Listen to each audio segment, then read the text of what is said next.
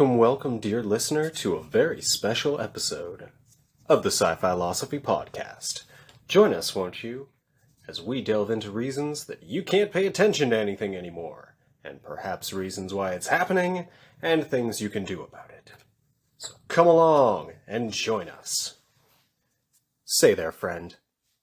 Have you felt lately that you can't pay attention to things as well as you used to? Have you read as many books recently as you used to? Can you even pay attention to a movie without busting your phone out and looking up everybody on IMDb? I know I couldn't for a long time, and I've really strived hard to try and improve my attention since noticing that I couldn't focus on anything. It's been a time. It's been a very strange few years, and, everything from social media to video games, like on MetaQuest and everything seems to be driving towards a world that's kind of like Free Guy, where they're going to have ads in your face, whether it be like, contact lenses that display information, these Neuralink things that Musk guy's coming up with, all sorts of things are just being driven to hack our attention, like social media algorithms and phones that like watch where you're looking on the screen and learn more and more about you, just so they know what you pay attention to, which can drive usership.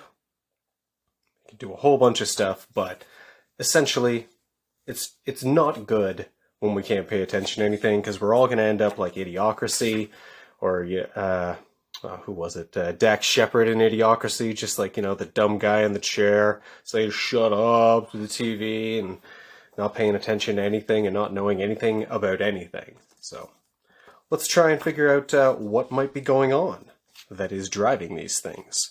Could it be that our diets are not as good as they used to be and we're eating a bunch of processed crap? Well, that could be one reason.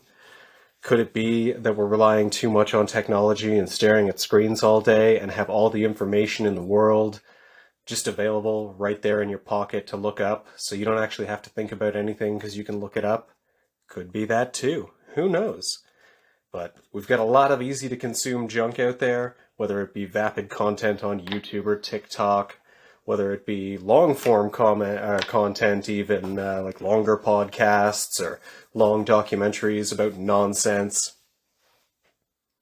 We don't know what to do. But I think it's left us all kind of a lot more stressed out than we should be. And if you know anything about like your autonomic nervous system, when you're stressed out, it pushes cortisol. When you push cortisol, that's a stress hormone that leads to very bad processes in your body that are meant to, help you get away from a saber-toothed tiger or something that's chasing you. But when your brain doesn't know the difference between a shitty job and a saber-toothed tiger chasing you, we're going to have some problems long-term in society.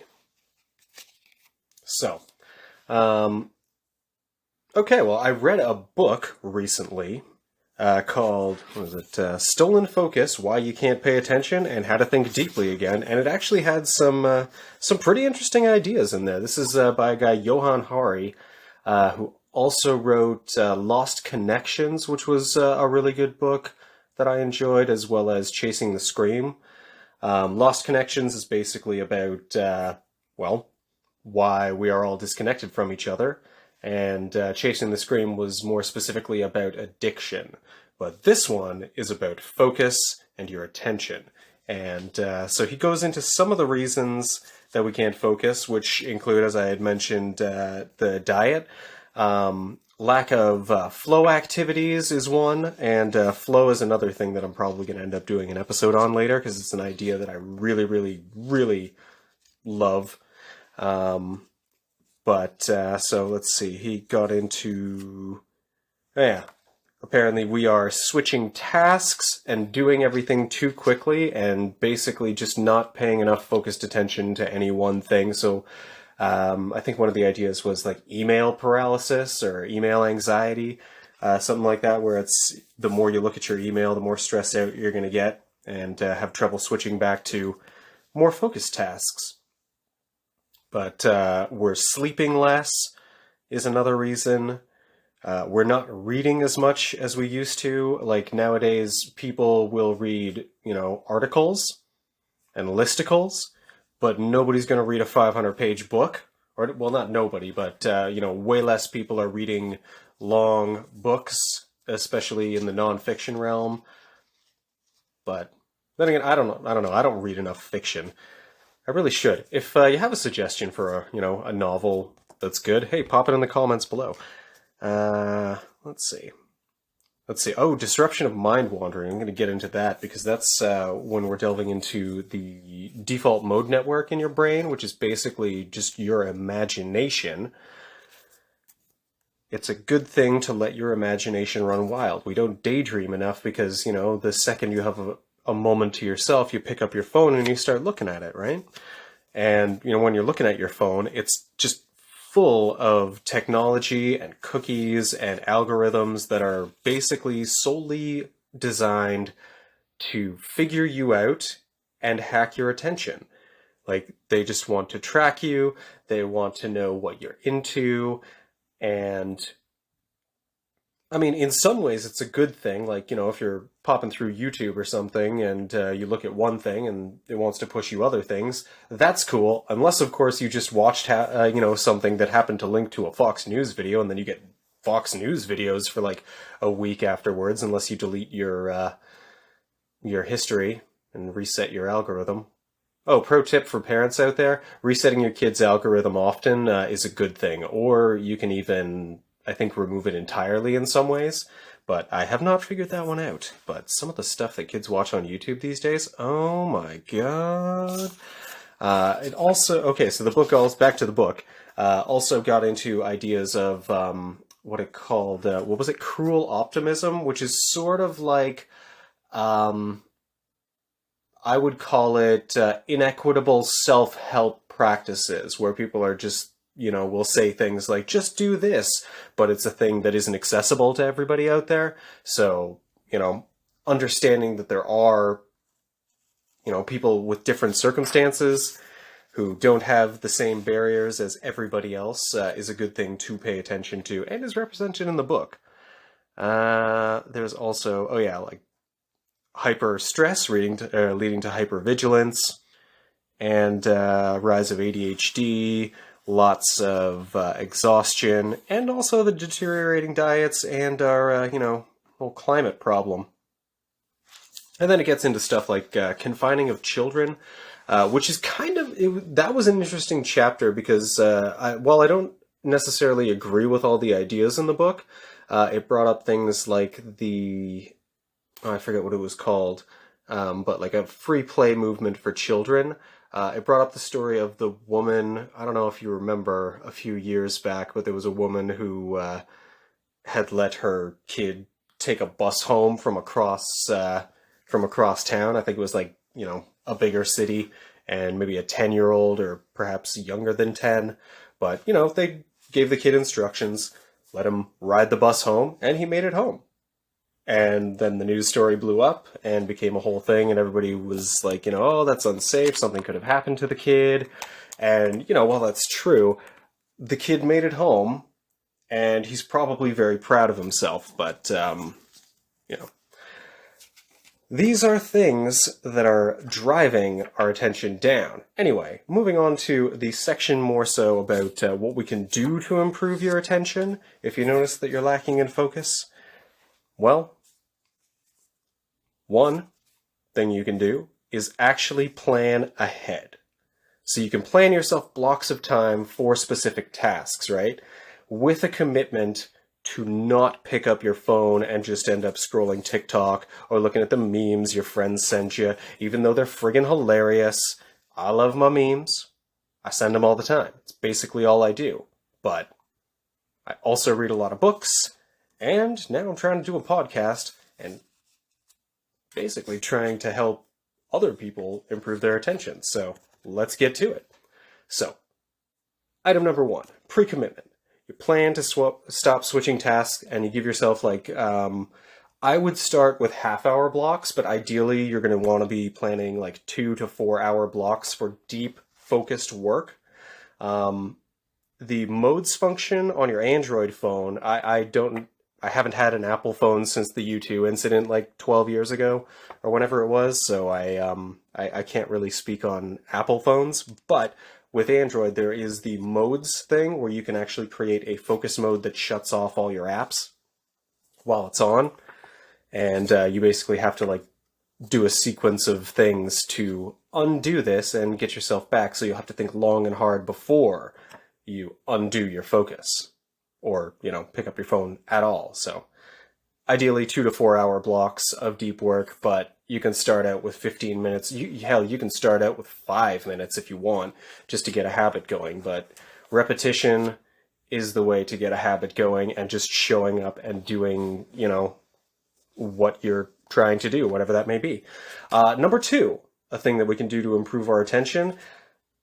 And this one was actually pretty hard for me, but basically improving your self-talk.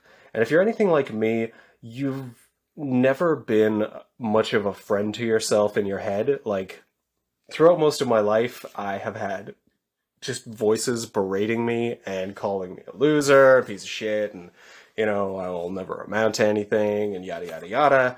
And you really want to improve that, because having bad self-talk can be just so detrimental, and it can cause you to, say, do nothing for 10 years.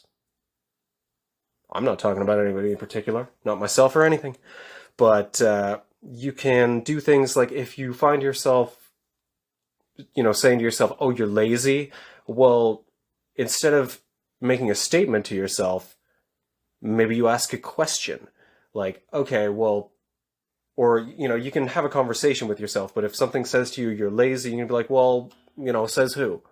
Or why am I lazy? Or how can I improve whatever it is I'm doing, so that I'm not coming across as lazy to this thing in my brain? But your thoughts aren't necessarily you, and that's an important thing to know, but we can get into that another time. Anyway, I'm number 3. Taking time off of social media, which is a good idea in general, because you can take like a day off of social media here and there. This guy suggests taking like weeks or even months, or I think he does like 6 months of the year off of social media, but in chunks. So he'll be like, 2 months on, 2 months off, something like that. But I'm a big fan of just turning off notifications on your phone. That can be a huge help, because if your phone's not always pinging at you to pay attention to it, well, you're less likely to lose focus.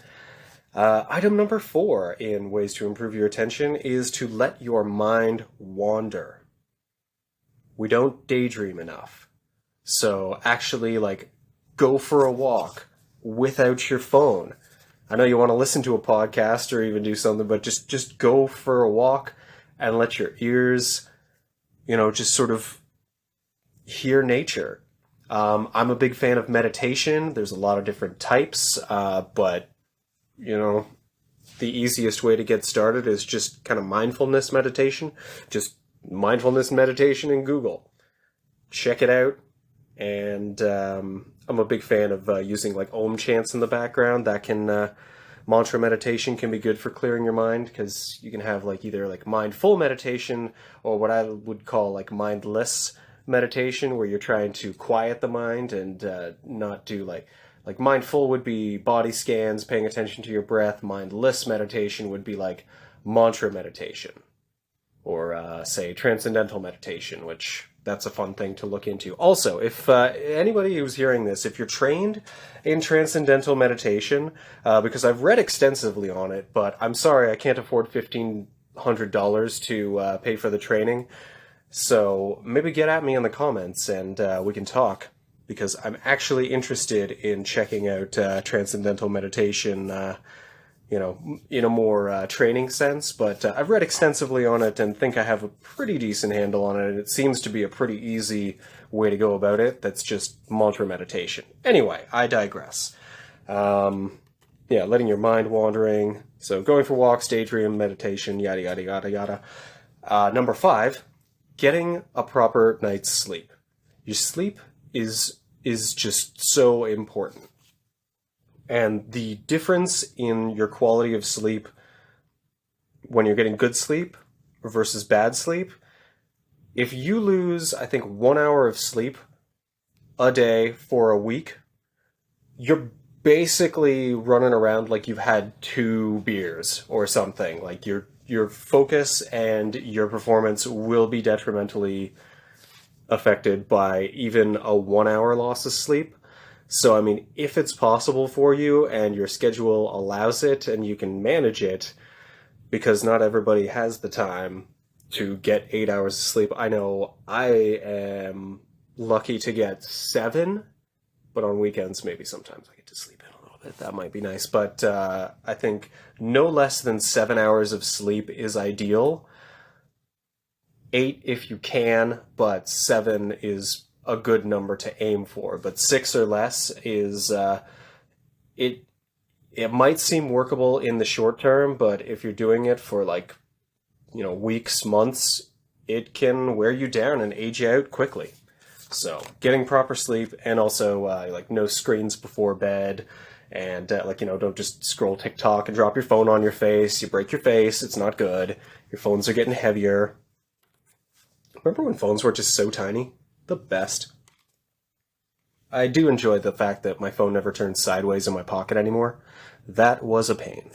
I do miss the headphone jacks, though.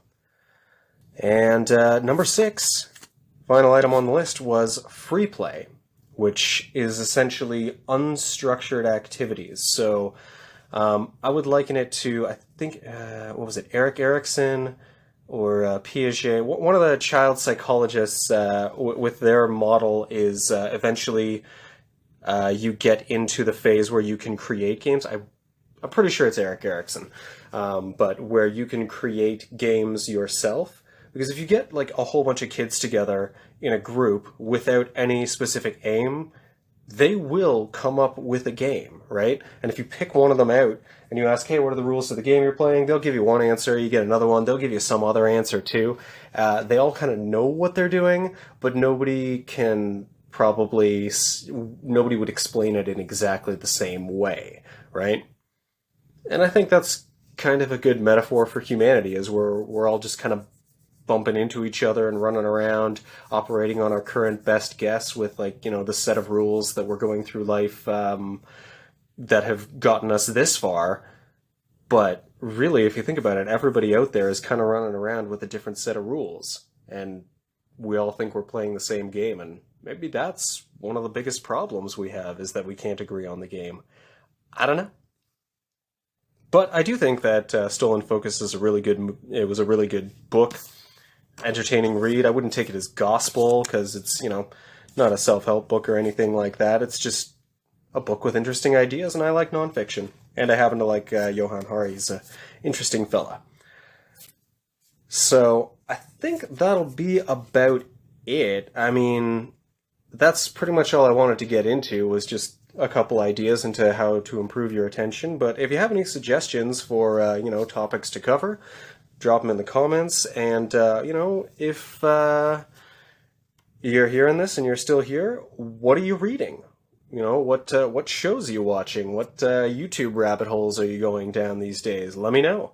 And, subscribe, like us, and we will be back soon with another episode.